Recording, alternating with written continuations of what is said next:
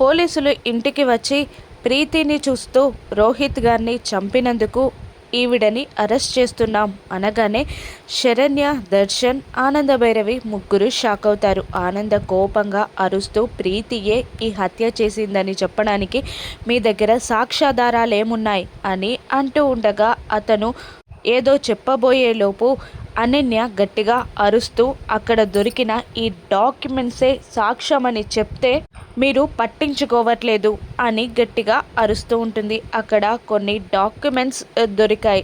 ఆ సర్వర్ అక్కడి మేనేజర్కి హ్యాండ్ ఓవర్ చేస్తారు. ఆ డాక్యుమెంట్స్లో ఇలా రాసి ఉంటుంది, నేను రోహిత్ని, ఈ మధ్యలో నాకు నా భార్య ప్రీతికి ఆస్తి గొడవలు జరుగుతున్నాయి, ఆస్తి మొత్తం తన పేరు మీద రాయమని నా భార్య నన్ను బెదిరిస్తుంది అని రోహిత్ రాసినట్టు ఆ డాక్యుమెంట్స్ పైన రాసుంటుంది. ఆ డాక్యుమెంట్స్ని చూపిస్తూ అనన్య ఆనందభైరవిని బెదిరిస్తూ ఉంటుంది.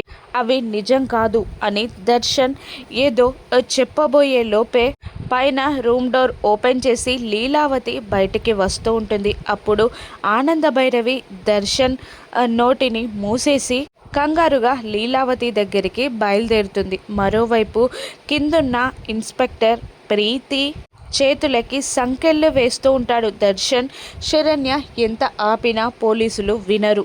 ప్రీతి చేతికి సంకెళ్ళు వేసి పోలీసులు తీసుకెళ్తూ ఉంటారు. లీలావతి దగ్గరికి ఆనందభైరవి పరిగెడుతూ ఉంటుంది. రోహిత్ చనిపోయాడన్న విషయం లీలావతికి తెలుస్తుందా? ప్రీతిని ఈ కేసు నుండి ఆనందభైరవి ఎలా కాపాడుతుంది? అనన్య కుట్రని తెలుసుకుంటుందా? అసలు రోహిత్ నిజంగానే చనిపోయాడా? అసలు కథ ఏ మలుపు తిరగనుందో రాను ఎపిసోడ్స్లో చూద్దాం. Thank you for watching.